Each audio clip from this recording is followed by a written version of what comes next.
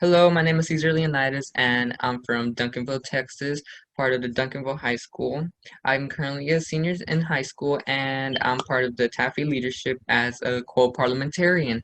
So, as many of you know, this year has really been a heck of a roller coaster. 2020 was just really unprecedented, and as many of you know, this is because, the COVID-19 pandemic, systemic racism, the 2020 elections, it's just been really hectic and everyone has just been affected by it, everyone, everywhere, especially by the COVID-19 pandemic. So this pandemic really affected everyone, including people in work, people at home, but mainly people at school. When we talk about school, it's just we've shifted from in-person learning to now more of a virtual online learning basis, right? But now with online school and virtual learning being all throughout the nation, it's crazy, right? So in my district of Duncanville Tech in Duncanville, we have done different methods to try and see which one works best. So at first when the pandemic first started, we shifted to virtual learning. Like halfway through the year, during the last 9 weeks of the semester, we shifted to virtual learning. During the start of the 2020-2021 school year, we also did a hybrid schedule, which is where students went to school some days and then the rest of the week they would stay home and do virtual online learning.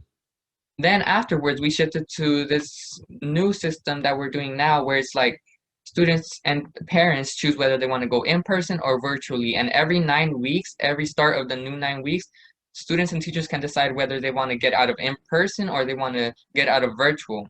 So it's just like a mix of things that we've tried, and we're trying to see which one works best, you know? But in general, online learning just has its strengths and its weaknesses, right?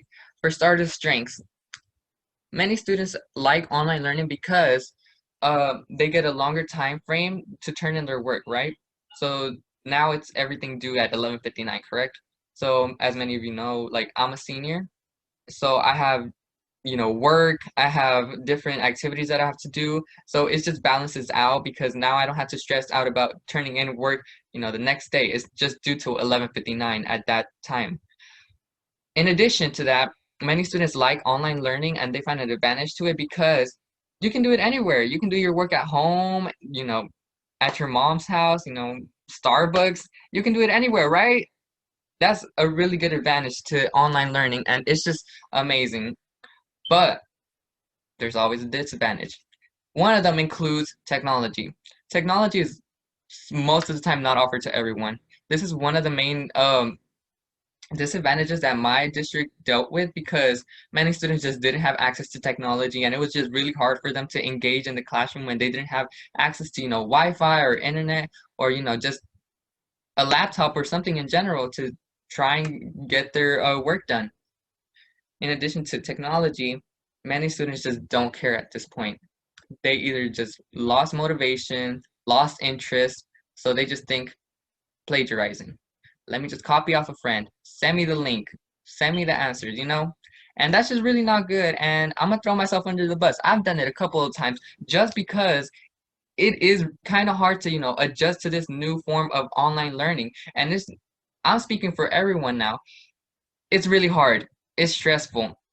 It's not something that is like easy to get adjusted to from one day to another, and that's kind of what happened. We had to get used to this from one day to another. And yes, we used some online sources just as like Google Classroom and stuff, but for example, Zoom, Google Meets, those weren't things that we would use in the past, so we had to really get used to those.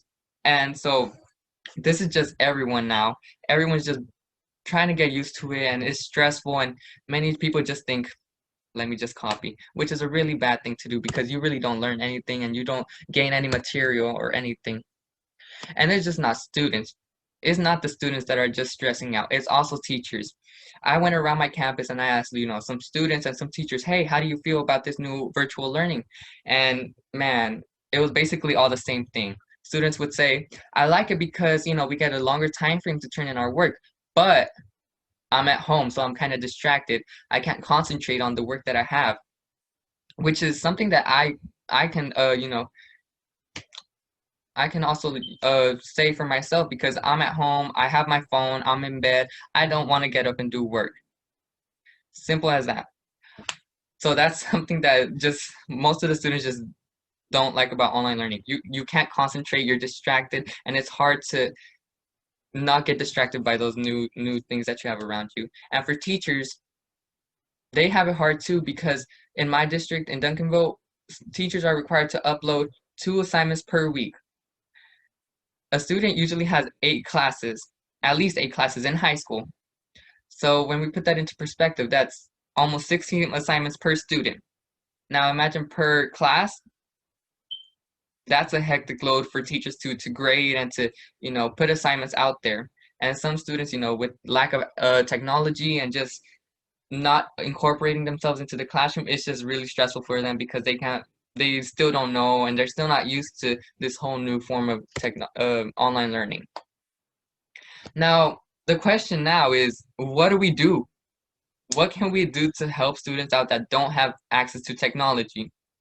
For starters, if I may say, teachers can, find ways for students to get internet access. For example, public libraries or, Starbucks sometimes offers free Wi-Fi or any places that offer free Wi-Fi, teachers can go out and give those resources to students that have technology but they don't have internet access. So students can go to the public library and just use their Wi-Fi to turn in their assignments. But now what if they don't have technology at all? Well, learning packs is another thing that teachers can do. They can print out assignments, they can uh, contact the parents to come pick them up any time of the day or something so that the student doesn't lose the material and they don't fail the class. So that's another thing that teachers can do. Print out the work, get packets, find books that the students can learn off of. Another thing that teachers can do is not assign things that require internet access. For example, YouTube videos or Edpuzzle or apps that students have to download. Those are just things that kind of make it harder on the students, especially if they don't have access to Wi-Fi or internet throughout the whole day. So, packets, books, worksheets, stuff like that that doesn't require much internet access. And these are just a few of the ways that we can help out not just locally, because this is not just a local problem, it's also a national problem. So we can actually use this nationwide. But it's just all, a learning process, and we all just have to get adapted to this new form of online learning. Now let's just recap a bit. This year has really been really hard to get accustomed to. We've really been faced new obstacles and new forms of technology that we didn't even know we had. Teachers and students both have it hard. It's not just the students that have it hard. Teachers also have it hard on themselves. And there's strengths and weaknesses for online learning. It's not just like all good. It's also like comes with its own struggles. If we just all work together to keep each other safe, by wearing our masks, staying 6 feet apart, staying home if you don't feel good, just staying home in general if you don't have to go out, we can all work together to, end this virus and end this pandemic. And that's just something that we all need to work on because everyone's just affected by it and we all need to work together and come as a whole to help this just completely end because school is really something that's been affected. The education system is not good right now. Students are really not basically students are about like a good 6 months to a year worth of TEKS behind. And that's not good because now teachers have to work 2 times harder in order to get that information to the students and make sure that the students learn that those 6 to 1 year of TEKS worth of work gained back. So if we all just work together and keep each other safe and follow the rules and make sure we make the right choices, we can all just hope and pray that this can be stopped as soon as possible. Thank you for your time, and I hope many of you learned something and this helps out in the future because we really need a change. Thank you so much.